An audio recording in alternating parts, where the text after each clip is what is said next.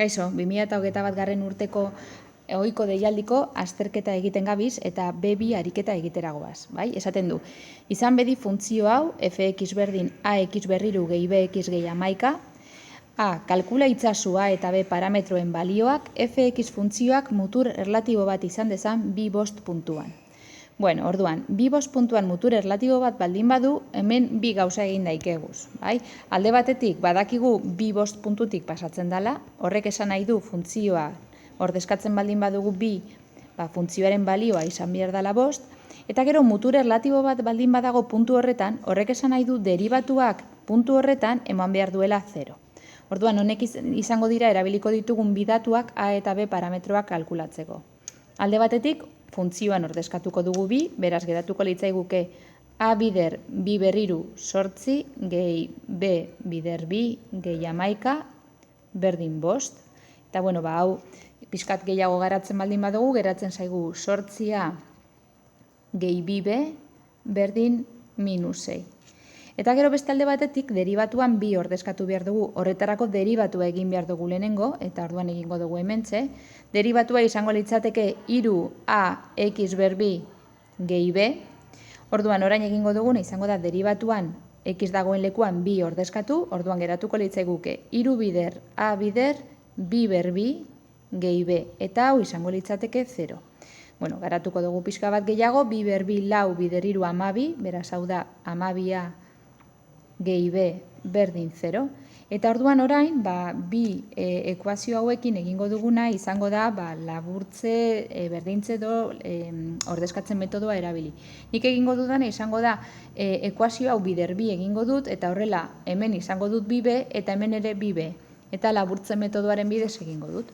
Orduan begira, bider bi egiten baldin badugu, geratzen zaigu 24a gehi bi b berdin 0.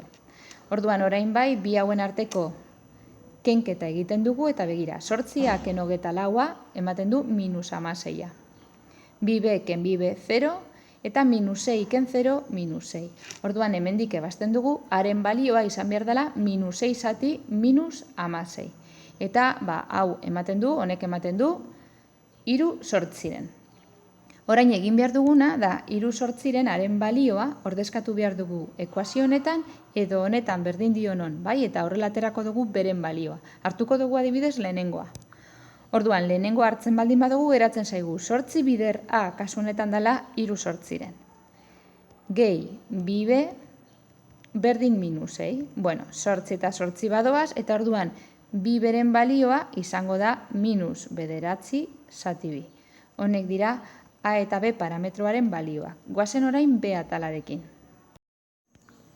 Bueno, bigarren atalan esaten digute, a berdin 3 8 eta b berdin -9 kasuan, aztertu funtzioaren mutur erlatiboak eta inflexio puntuak. Bueno, hemen ikusten dozuen bezala, ematen digute, ez digute esaten, ematen ari direla, baina a atalan kalkulatu ditugunean a eta b parametroen balioak, balio hauek atera ditugu, orduan begira. Zer esaten digute mutur erlatiboak eta inflexio puntuak kalkulatzeko. Horretarako egin duguna izan da funtzioa berridatzi, baina a eta b gozan lekuan jarri ditugu 3 8 eta -9 balioak. Orduan, zelan hasiko gara, deribatua egiten eta deribatua berdin 0 egingo dugu mutur erlatiboak kalkulatzeko. Orduan, deribatua, momentu bat, izango litzateke 3 8 bider 3 x berbi, ken bederatzi biren. Hau izango litzateke deribatua. Orduan egin behar duguna da deribatua berdin 0. Mutur erlatiboak kalkulatzeko. Orduan, 3 bider 3 bederatzi 8 x berbi, ken bederatzi biren berdin 0 egiten baldin badugu, garatuko dugu hau pixka bat. Eta orduan begira, pasatzen dugu negatiboan dagoen atala, pasatzen dugu beste aldera. Orduan geratzen zaigu horrela. Eta orain egingo duguna izango da bederatzi hau zatitzen pasatuko dugu eta 8 biderkatzen. Orduan geratuko zaigu x berbi berdin. Bederatzi zati bi bider. 8 gora bederatzi bera. Orduan begira, bederatzi eta bederatzi badoaz. Eta 8 zati bi da 4. Beraz, xen balioa ematen du +-2. Orduan, badakigu bi mutur erlatibo ditugula +-2 puntuetan. bai? Goazen orain inflexio puntuak kalkulatzera. Horretarako egin behar duguna da, bigarren deribatua berdin 0. Orduan, deribatuko dugu deribatua, momentu bat, eta, honen deribatua izango litzateke bederatzi sortziren bider 2x ken 0. Orduan horrela utziko genduan, bai? Nik bigarren deribatua berdin 0 egiten baldin badot, geratzen zaigu, momentu bat, 2 eta 8 simplifikatuko dugu, bale? Eta jarriko dugu 4 azpian. Orduan geratzen zaigu, bederatzi lauren x berdin 0. Horrek esan nahi du xen balioa izan behar dela 0. Orduan, suposatzen da inflexio puntu bat daukagula x berdin 0 puntuan. Baina, ziurtatzeko hori inflexio puntua dela, egingo duguna izango da, hirugarren deribatua atera. Hirugarren deribatuan ordezkatzerakoan ikusten baldin badugu ez duela 0 emoten, orduan inflexio puntua da. Bai? Orduan, hirugarren deribatua egiten dugu, izango litzateke deribatuaren deribatua, eta orduan honek ematen du, bederatzi sortziren bider 2. Hau desberdin 0 da. Hau da, nik hemen ezin dut 0 ordezkatu, orduan honek beti desberdin 0 emango du esan nahi dut. Orduan, argi dago hau inflexio puntua izan behar duela. Orduan, orain ikusiko duguna izango da, aztertuko dugu funtzioa noiz dan gorakorra, noiz dan berakorra, jakiteko mutur erlatibo hauek maksimoak edo minimoak diren, bai? Orduan, horretarako egiten duguna da, taula bat, taula hau izango ditu 3 errenkada desberdin, lehenengo errenkadan funtzioa jarriko dugu, bigarrena deribatuarena izango da, eta hirugarrena bigarren deribatuarena. Bai? Orduan, beti esaten dizuet, hemen goian daukagun marra hau, islatu behar duela funtzioaren definizio eremua. Kasu honetan, funtzio polinomikoa dugunez, definizio izango da R osoa, minus infinitotik infinitora. Orduan, kokatuko ditugu mutur erlatiboak eta inflexio puntua. Mutur erlatiboak minus 2, hementxe, eta plus 2.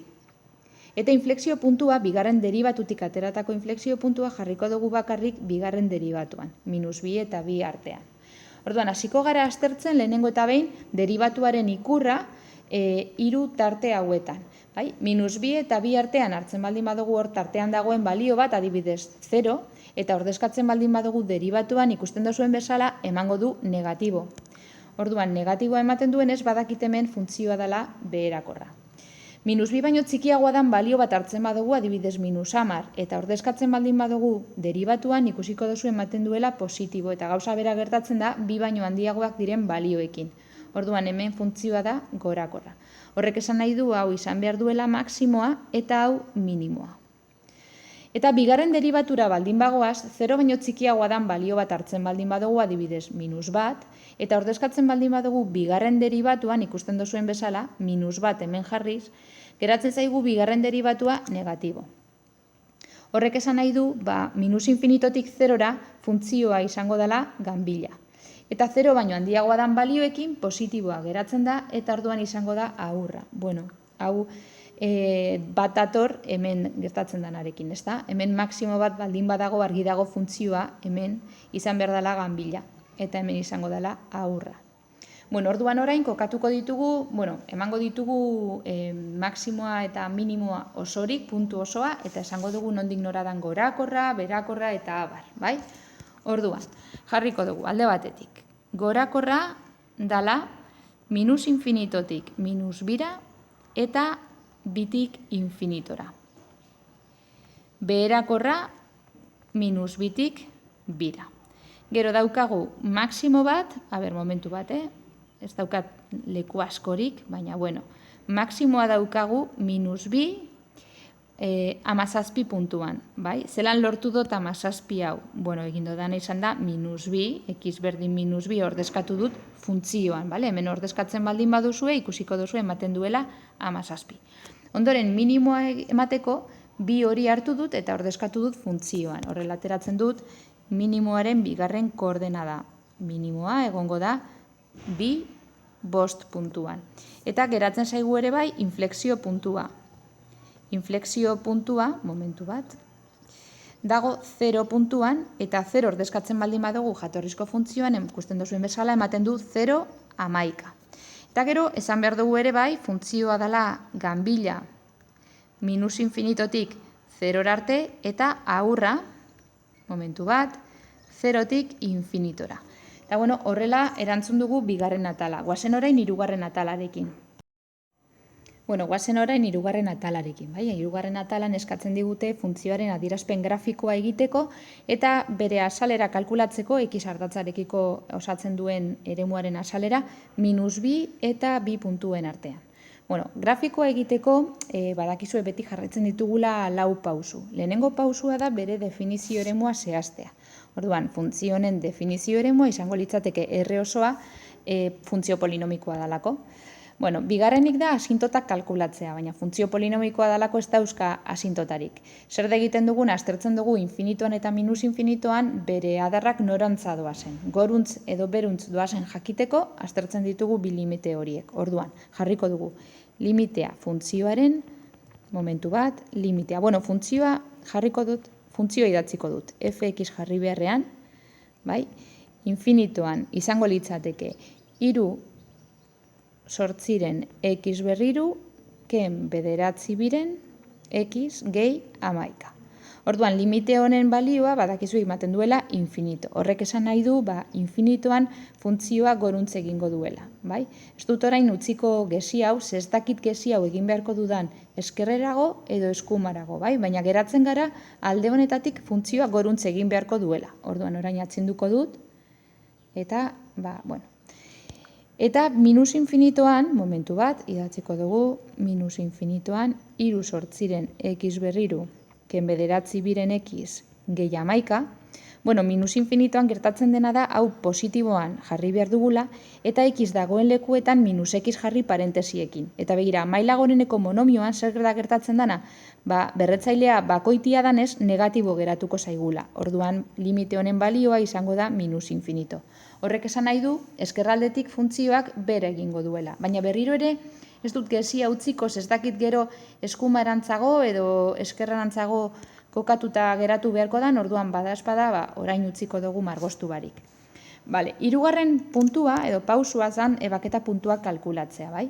Orduan, ebaketa puntuak kalkulatzen ditugunean, egingo dugu hemen, balio taula bat, jartzen dugu x-ean 0 balioa, eta kasu honetan ematen du ik berdin 11 balio hartzen duela, eta gero egiten duguna ere bai izaten da iri 0 balioa emon. Baina zer gertatzen da kasu honetan, begira, i berdin 0 egiten baldin badugu, hau berdin 0, ebatzi beharko genduan Ruffiniren bidez, ezta? Gai askea da 11, horrek esan nahi du Ruffinin saiatu ditzazkegun balioak izango direla 11aren zatitzaileak, plus minus bat eta plus minus 11. Bueno, nik saiakera egin dut, 4 balio horiekin eta ez du inoiz 0 emoten. Horrek esan nahi du, ebaketa puntuak izan aldauz, baina ez direla osoak izango, orduan ezin ditugu kalkulatu. Bueno, orduan horrela usten dugu. Eta azkenengo pauso izango litzatekela deribatuarena, hau da, mutur erlatiboa kalkulatzearena eta hori eginda dago aurreko atalean eskatzen zigutelako. Orduan egingo dugune izango da grafikora pasatuko ditugu aurreko atalan ateratako datuak. Alde batetik, maksimoa. Hemen dugu maksimoa, -2,7 puntua. Bueno, ikusten duzuen bezala, i ardatzean egin ditut puntutxuak bosnaka, eta x ardatzean banaka. Orduan, -2, x berdin -2 hemen egongo litzateke, eta i berdin 17 gutxi gora bera hemen. Orduan, hemen daukagu gure maksimoa. Eta maksimoa danez, irudikatuko diogu maksimoaren txapela, horrela argiago geratzen zaigu, gero, zelan margaustu behar dugun. Gero daukagu minimoa, eta minimoa dago 2,5 puntuan, orduan kokatu beharko genduan hemen. Hemen ere bai, egingo diogu minimoaren itxura hori, edo forma hori. Eta gero daukagu inflexio puntua 0,11 puntuan, orduan 0,11 gutxi gora bera aurkituko da hemetik. Kokatzen dugu hor, eta listo. Orduan orain egin behar duguna da, bildu, puntu hauek bildu, orduan ikusten dugu gutxi gora bera honek horrela bilduta geratuko liratekela, oda, hemendik onarte ganbila da, eta gero aurra izatera doa eta goruntz egiten du, bai? Hemen ere, beruntz marrastu beharko dugu. Bueno, orduan pixkat, segurtitate gehiagorekin margostearren, igual kalkulatuko ditugu pare bat puntu, bale? Nik kalkulatu ditut adibidez, dauzkat kalkulatuta, 4 alde honetatik, 3 4, eta -4 beste alde honetatik, bai? Balio taulan ordezkatzen ditugu, jartzen ditugu 4 eta -4, funtzioan ordezkatu egiten ditugu, eta begira, lau denean, x denean lau, ik ematen du 17, eta x denean minus lau ematen du 5. Orduan, kokatzen ditugu puntu horiek. Hemen ditugu, kokatuta, eta orain bai egingo dugune izango da dana bildu eta funtzioa irudikatu. Orduan, hau gutxi gora bera, etorriko litzateke horrela, badakigu gero minus infinitorantza doala, eta orduan hau hemen izango, momentu bat, berriro egingo dut, mendik pasatzen da, gero minimo honetara dator, eta gero puntu honetatik pasatzen da, eta gero ja infinitorantza doa. Hau izango litzateke gure funtzioa. Bueno, eta orain kalkulatu behar dugu funtzioaren asalera minus 2 eta 2 puntuen artean. Bai? Hau da, funtzioak x ardatzarekiko sortzen duen eremuaren asalera.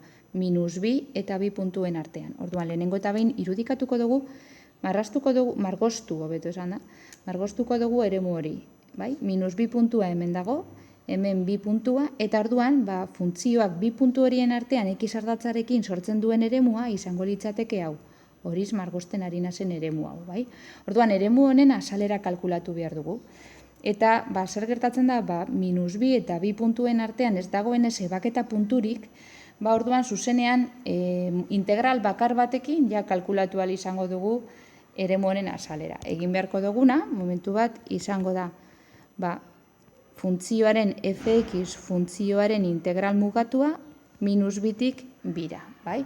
Orduan, integratzen baldin badugu fx funtzioa, begira, hemen daukagu fx funtzioa, ezta? Orduan, honen integrala izango litzateke 3/8 bider x ber lau zati lau, ken 9 bider x ber 2 zati 2, gehi 11 x, hor justo, baina sartu da. Eta hori minus 2tik 2ra. Orain egin behar duguna da, ordezkatzen dugu 2 balioa funtzio honetan, ordezkatzen dugu minus 2 eta bien arteko kenketa egiten dugu. Bai? Orduan begira, 2 ordezkatzen baldin badugu funtzio honetan, ematen digu 29 biren. Bai? Ken, eta orain, ordezkatzen baldin badugu minus 2, ematen du minus 59 biren. Orduan, minus eta minus plus bihurtzen dira, eta bi hauen arteko batuketak ematen du 54 unitate karratu. Unitate karratuarena guk jartzen diogu asalera bat kalkulatzen ari garelako. Eta ikusten dozuen bezala, azalera hau x ardatzaren gainetik dagoenez, emaitza positiboa ateratzen da. Eremua x ardatzaren azpitik egongo balitz, 54 hau segurazki agertuko zen negatiboan, eta orduan guk egin beharko genduana zen positibora pasatu, eta esalditzo bat jartzen diogu selektibitatekoari jakin desan badakigula zer egiten ari garen, ez? X ardatzaren azpitik agertzen danez, negatiboan ematen du, baino badakigu asalera batanez positibora pasatu behar dugula. Hori idazten dutzagu eta listo. Eta horrela bai, ariketa bukatuta geratuko litzateke.